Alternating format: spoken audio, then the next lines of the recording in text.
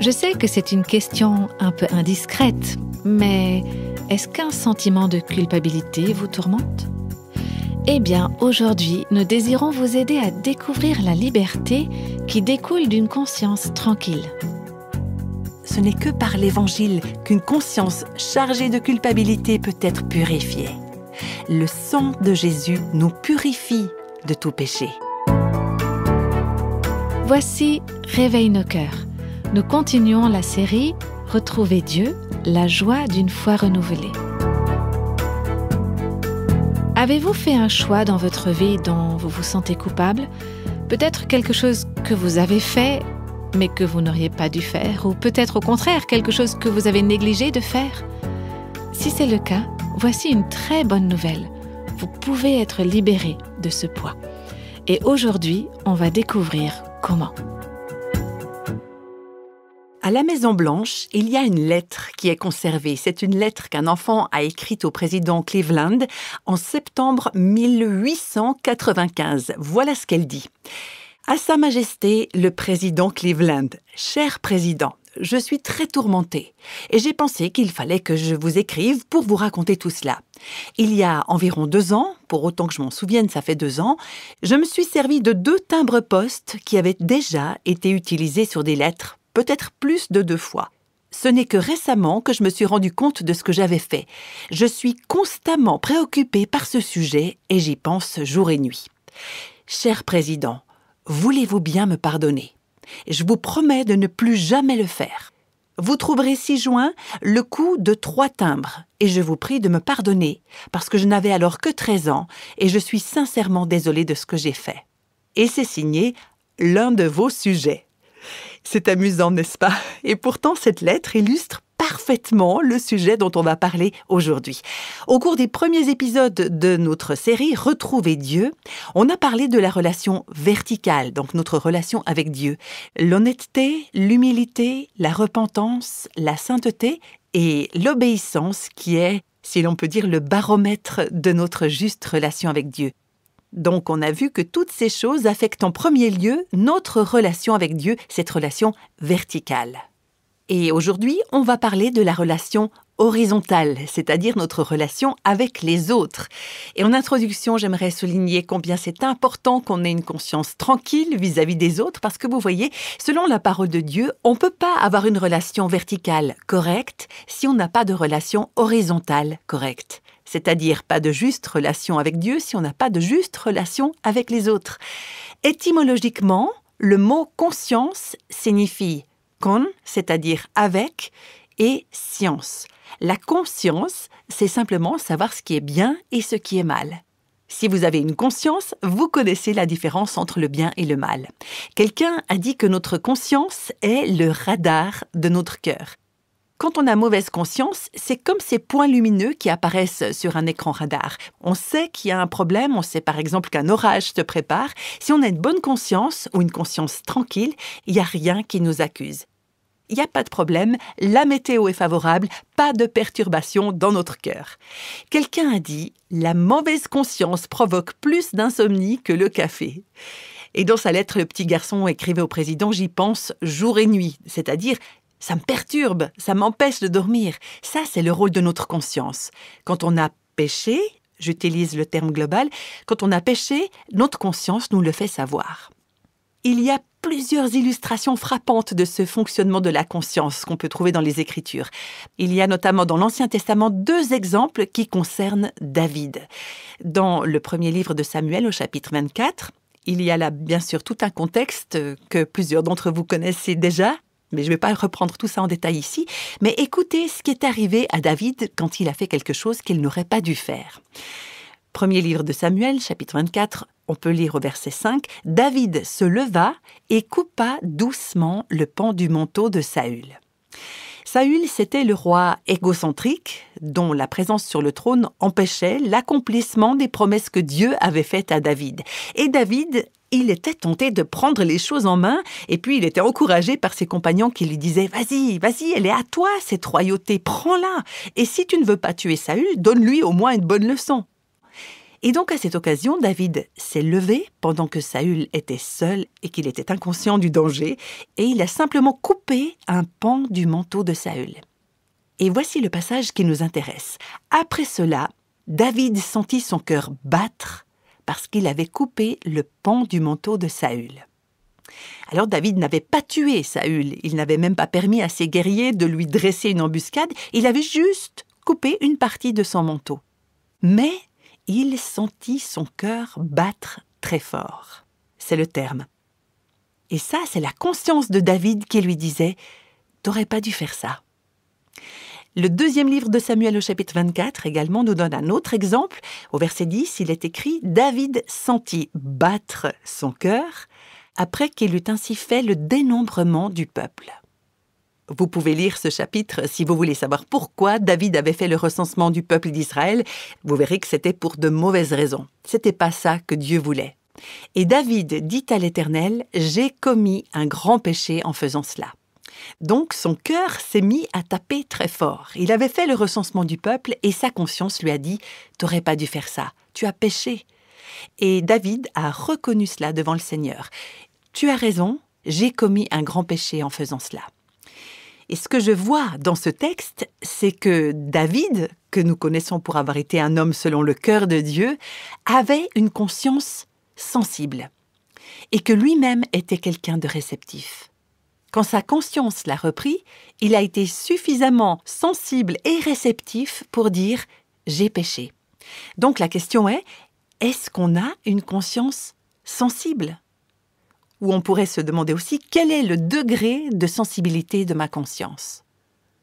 Est-ce que vous avez résisté tellement de fois à la voix de votre conscience que ça ne vous dérange plus de pécher ? En fait, c'est ce qui arrive quand on persiste à ignorer la voix de notre conscience et à ne pas la suivre. Notre conscience va se désensibiliser progressivement. Alors oui, c'est bien de savoir qu'on a une conscience, mais quel est son degré de sensibilité ? Est-ce qu'on l'écoute, cette conscience ? Quand Dieu nous convainc, par le Saint-Esprit qui parle à notre conscience, est-ce qu'on lui obéit ? Dans la Bible, on trouve plusieurs merveilleux exemples de ce qu'est une conscience tranquille. Je pense par exemple à Samuel, le prophète de l'Ancien Testament, qui arrive à la fin de sa longue vie de service. Il a réuni tout le peuple d'Israël pour leur parler, et voilà ce qu'il leur dit. « Pour moi, je suis vieux, j'ai blanchi, c'est-à-dire j'ai vécu très longtemps et j'ai toujours été à votre service. J'ai marché à votre tête depuis ma jeunesse jusqu'à ce jour. Me voici, rendez témoignage contre moi. De qui ai-je pris le bœuf et de qui ai-je pris l'âne? Qui ai-je opprimé et qui ai-je traité durement? De qui ai-je reçu un présent pour fermer les yeux sur lui? Je vous le rendrai. » Ce passage, vous pouvez le lire dans le premier livre de Samuel, chapitre 12, au versets 2 et 3. Voilà un homme qui n'a pas peur de se lever et de dire « J'ai la conscience tranquille, et si j'ai tort, dites-le moi et je rectifierai les choses. » Et on trouve le même cœur chez l'apôtre Paul dans le Nouveau Testament, dans la deuxième lettre aux Corinthiens, premier chapitre, verset 12. « En effet, voici notre sujet de fierté et le témoignage de notre conscience. Nous nous sommes conduits dans le monde et plus particulièrement vis-à-vis de vous, donc envers le monde, envers les non-croyants et envers les croyants, avec la sincérité et la pureté qui viennent de Dieu, non pas avec une sagesse humaine, mais avec la grâce de Dieu. » Et dans le chapitre 7, au verset 2, il dit aussi « Nous n'avons fait de tort à personne, nous n'avons ruiné personne, tiré du profit de personne. » C'était pas des minces déclarations à faire, ça. Paul et ses compagnons, aussi bien que Samuel, étaient des personnages publics. Et les occasions d'offenser quelqu'un ou de pécher contre quelqu'un n'avaient pas manqué. Mais Samuel, à la fin de sa vie, et Paul, à l'apogée de son ministère, pouvaient dire « Dites-moi franchement, est-ce que j'ai péché contre vous? Je suis prêt à réparer. » Et moi, est-ce que je peux le dire aux personnes qui me connaissent le mieux? Et vous, est-ce que votre conscience est tranquille ou est-ce qu'elle vous accuse? Vous savez, ça peut être quelque chose qui date de très longtemps ou qui vous semble minime ou même insignifiant. Vous savez, ce genre de petites choses, de timbre pour l'exemple du petit garçon, des petites choses mais qui peuvent dévorer notre conscience et même pendant des années. Dans le livre des Actes, au chapitre 24, verset 16, l'apôtre Paul dit encore « Je m'efforce d'avoir constamment une conscience sans reproche devant Dieu », donc la relation verticale, et devant les hommes, relation horizontale. Je m'efforce. Le terme qui est utilisé dans la traduction Darby dit « je m'exerce » et la Bible du Semeur dit « je m'applique ». On pourrait aussi paraphraser les choses ainsi. C'est un domaine auquel je prête attention et sur lequel je travaille. Je tiens à être en ordre avec Dieu, donc dans la relation verticale, et je tiens à être en ordre avec les autres, la relation horizontale. J'en ai vraiment envie, je suis décidée à faire tout ce qui est nécessaire pour être en ordre avec Dieu et avec les autres. Maintenant, il faut bien comprendre que si notre conscience n'est pas tranquille, il y a une foule de conséquences qui peut s'en suivre tôt ou tard dans notre vie. L'Écriture nous dit, dans le psaume 32, que même notre santé physique et émotionnelle peut être affectée par l'état de notre conscience. Clairement, il peut y avoir une conséquence physique si entre Dieu et nous, ou entre d'autres personnes et nous, il reste des péchés non confessés. David dit dans ce psaume « tant que je me taisais ».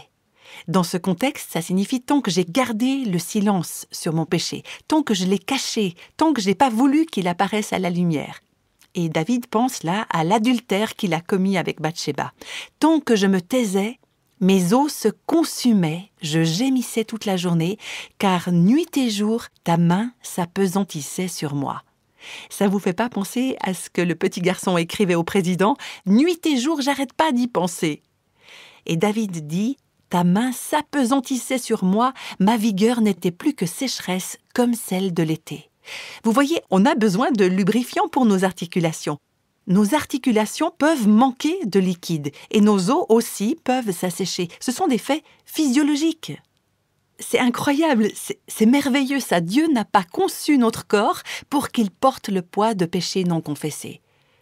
Bien sûr, je ne suis pas en train de dire que si vous avez des douleurs, ça veut dire que votre conscience n'est pas tranquille, mais néanmoins, la question pourrait être pertinente. Si vous souffrez de douleurs pour lesquelles aucune explication probante n'apparaît, est-ce qu'il y aurait quelque chose qui charge ma conscience? Est-ce que Dieu chercherait à attirer mon attention? Donc oui, notre santé physique et émotionnelle peut être affectée par l'état de notre conscience.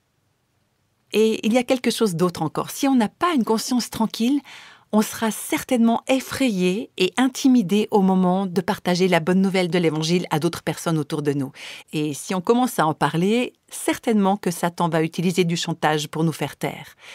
Notre famille, nos collègues de travail, nos compagnons de classe, tous ces gens savent comment on parle des autres. Ils savent la façon dont on traite les autres. Ils savent comment on gère nos affaires.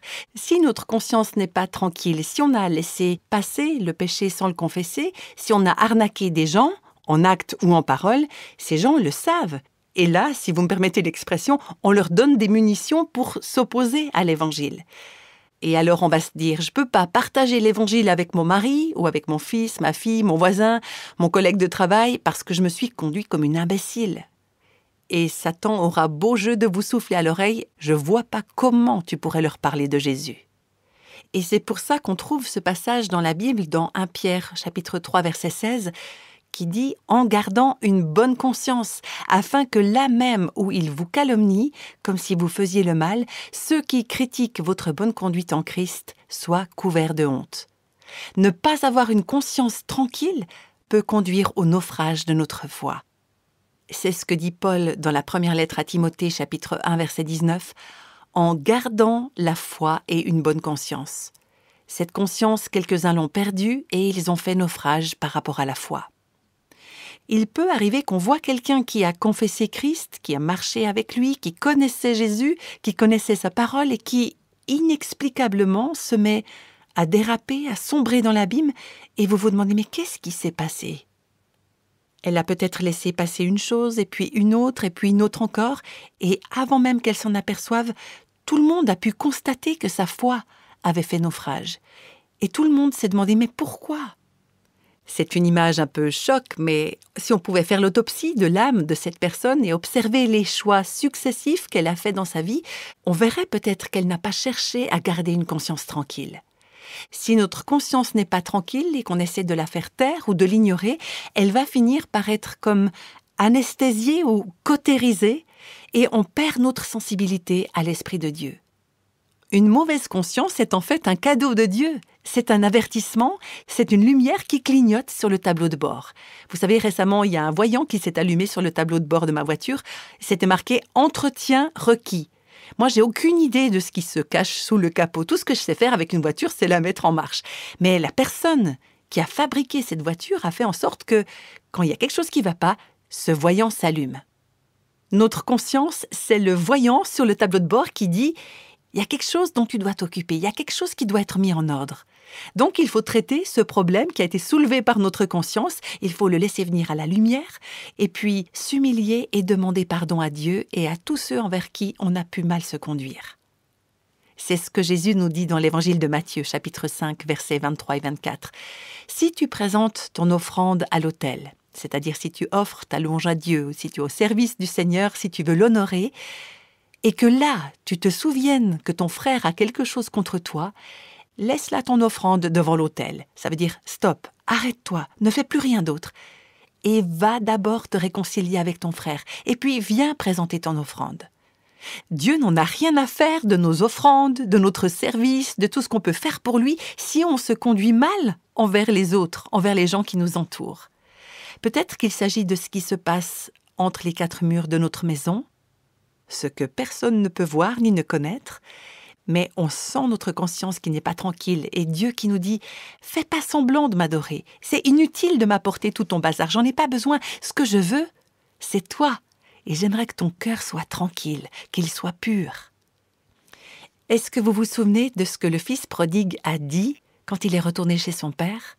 Les premiers mots qui sont sortis de sa bouche, c'était « Père, j'ai péché contre le ciel », donc la relation verticale, et contre toi, relation horizontale. L'apôtre Paul a affirmé « Je m'efforce de conserver constamment une conscience sans reproche devant Dieu et devant les hommes ». Et nous, est-ce que notre conscience est tranquille? Est-ce qu'elle est pure? En ce qui vous concerne, vous qui m'écoutez, vous n'avez absolument pas besoin de moi pour répondre à cette question parce que, en ce moment même, le Saint-Esprit est peut-être en train de vous parler. Et si ce n'est pas le cas, demandez-lui simplement de sonder votre cœur. Vous pouvez lui demander « Montre-moi, Seigneur, montre-moi s'il y a quelque chose dans ma conscience dont il faut que je m'occupe. » Peut-être que c'est quelque chose qui est en rapport avec votre conjoint, ou vos parents, ou vos enfants, ou un colocataire, un employeur, un employé, un ou une collègue de travail, ou un voisin. Est-ce que votre conscience est tranquille vis-à-vis de toutes ces personnes? C'est peut-être quelqu'un que vous vous surprenez à éviter, auquel vous ne parlez pas lorsque vous le rencontrez.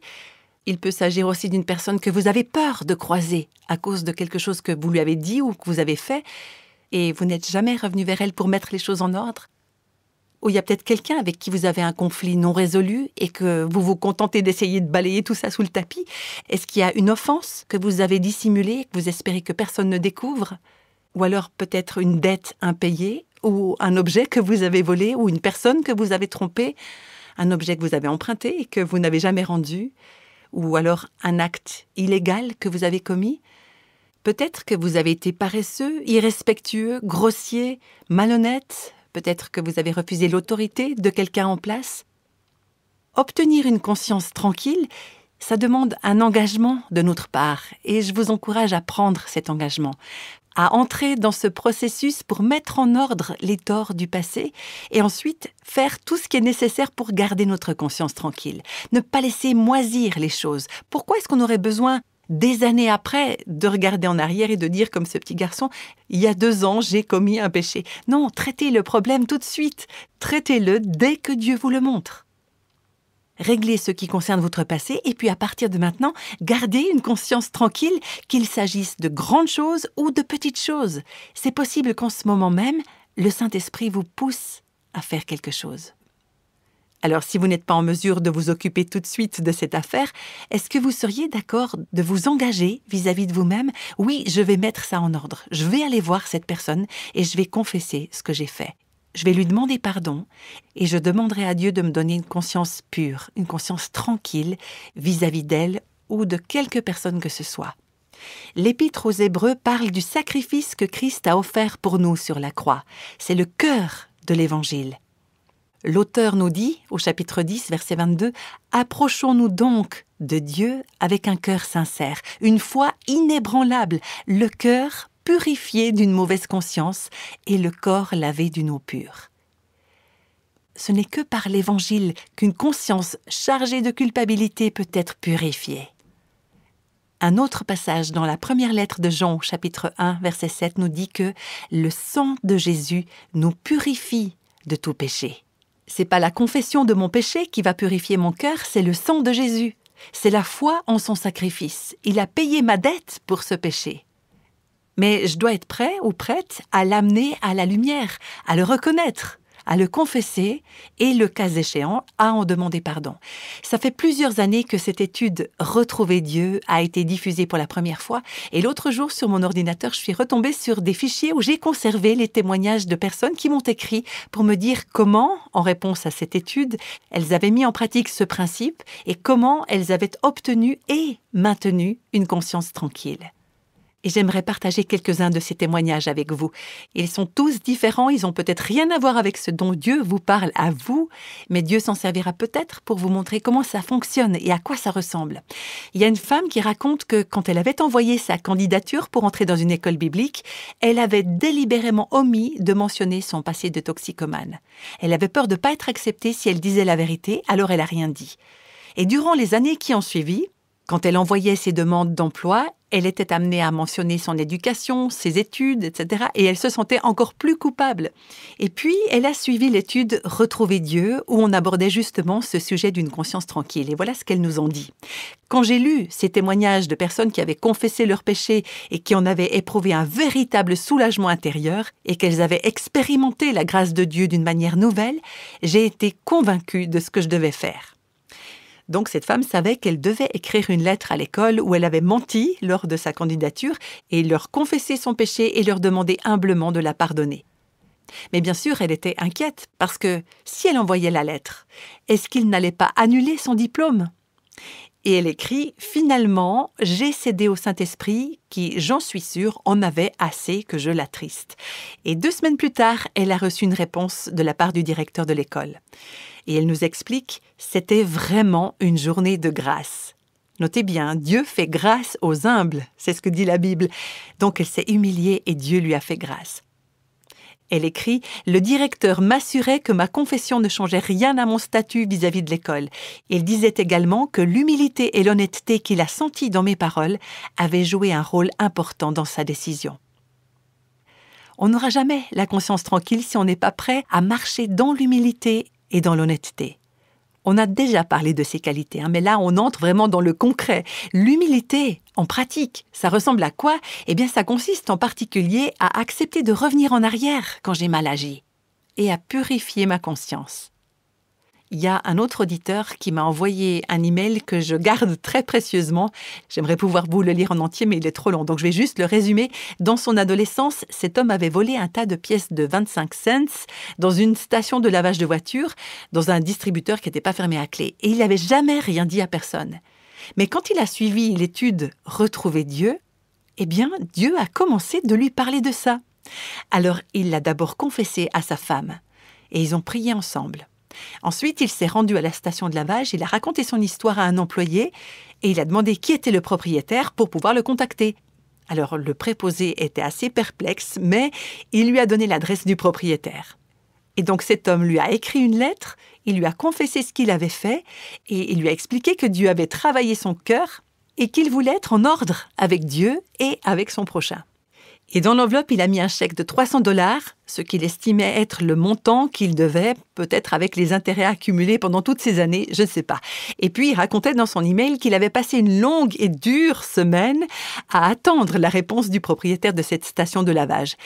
Il ne savait même pas s'il recevrait une réponse ou une assignation en justice ou que sais-je encore, mais il se disait, quelles que soient les conséquences, je sais que j'aurai honoré Dieu.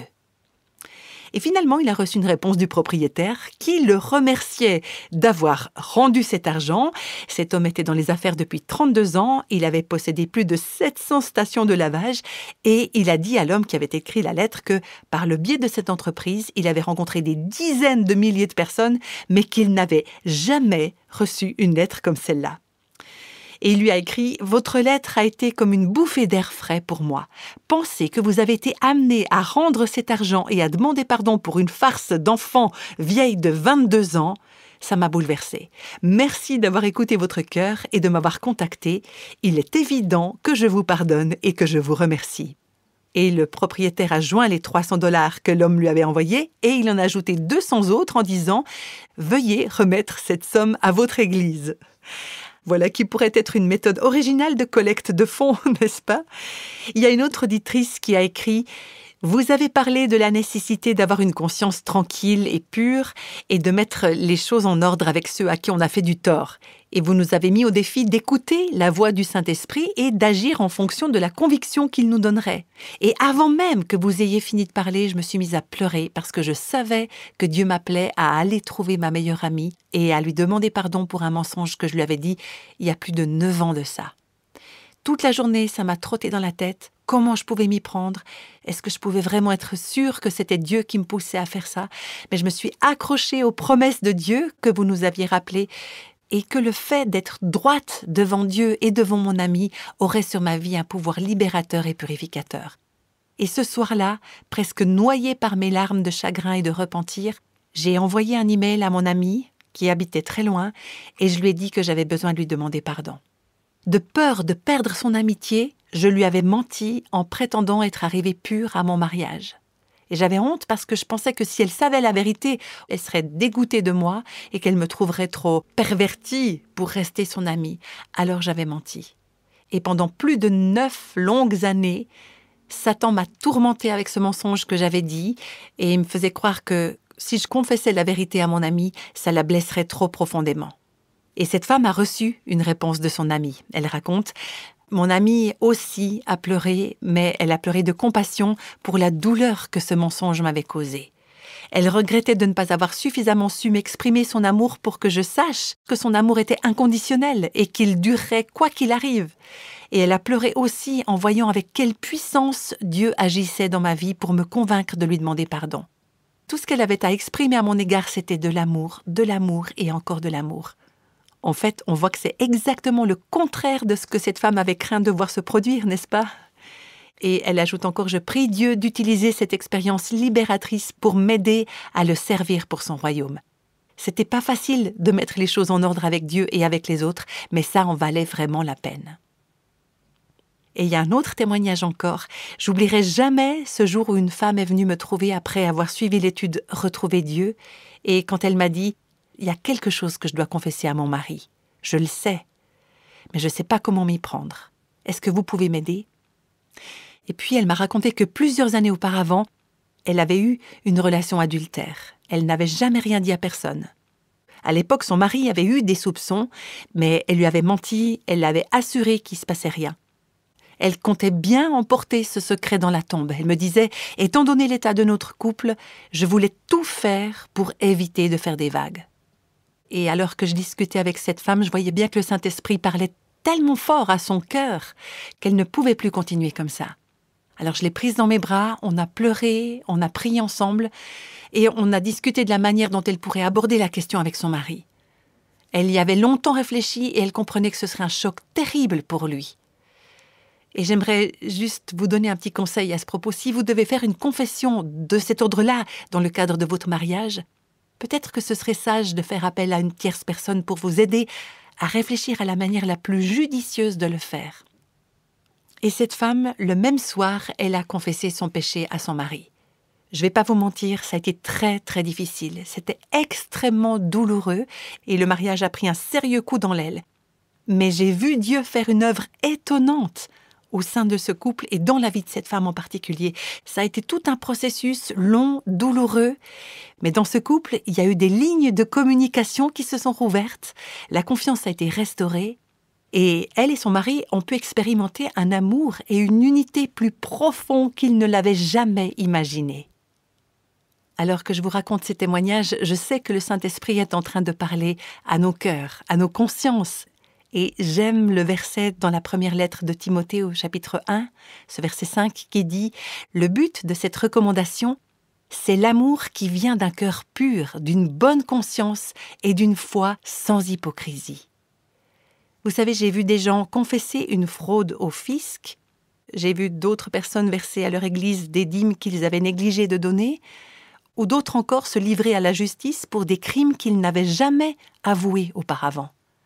J'ai connu un homme qui avait fui le Canada suite à des problèmes avec la justice. Il vivait aux États-Unis et il s'était marié. Et il a fini par se dénoncer. Il a passé un certain temps en prison, mais il disait « Je préfère être en prison avec une conscience tranquille qu'être en liberté avec une conscience chargée. » Et Dieu a fait une œuvre étonnante dans la vie de cet homme et dans la vie de sa femme. Il y a quelque temps, je parlais avec un ami et j'évoquais les paroles de Jim Elliot, ce missionnaire qui est mort en martyr en Équateur. Jim Elliot qui disait « Assure-toi le jour où tu mourras de n'avoir rien d'autre à faire que de mourir. » C'est-à-dire ne rien laisser derrière nous qui ne soit en ordre.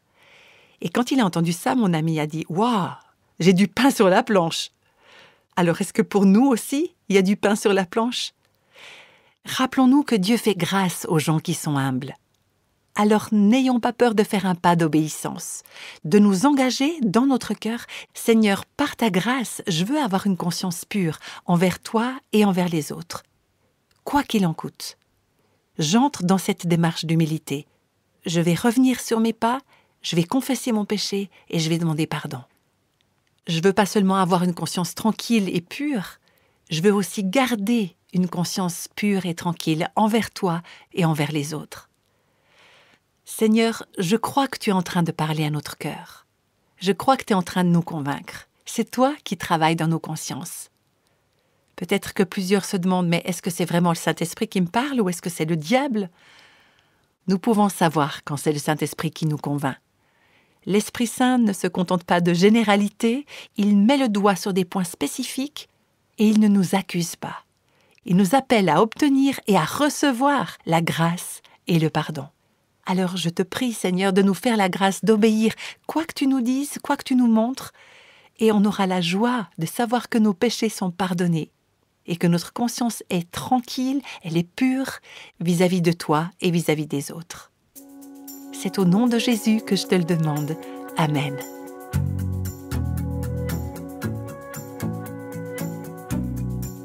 Je crois qu'aujourd'hui va marquer pour beaucoup de nos auditeurs et auditrices le début d'une nouvelle saison, d'une saison de liberté. Si l'enseignement d'aujourd'hui a touché votre cœur ou si l'Esprit Saint a mis le doigt sur un problème à régler ou s'il a réveillé en vous de l'espoir ou un peu des deux, ne laissez pas passer ce moment. Saisissez l'occasion de devenir libre. Pour approfondir ce sujet, vous pouvez aussi vous procurer le livre qui s'appelle « Retrouver Dieu, la joie d'une foi renouvelée » que Nancy DeMoss-Wolgemuth et Tim Grissom ont écrit ensemble. Ce livre est édité par la Maison de la Bible et il est disponible dans votre librairie chrétienne ou alors il peut être commandé en ligne. Si vous souhaitez plus de renseignements, venez visiter notre site réveilnoscoeurs.com et vous pouvez chercher sous ressources et l'onglet livres. Et là, vous trouverez tous les détails. Dans le podcast d'aujourd'hui, il nous a été rappelé combien c'est libérateur de demander pardon. La prochaine fois, nous découvrirons que la liberté vient aussi quand on pardonne aux autres, à ceux qui nous ont fait du mal. Je me réjouis vraiment de découvrir tout ça avec vous. Alors, à bientôt avec Réveille nos cœurs. Tous les extraits de la Bible sont tirés de la version second 21. Réveille nos cœurs est le ministère francophone de Revive Our Hearts, initiative de Life Action Ministries avec Nancy DeMoss-Wolgemuth. Avec les voix de Christine Raymond et Jeannette Kosman.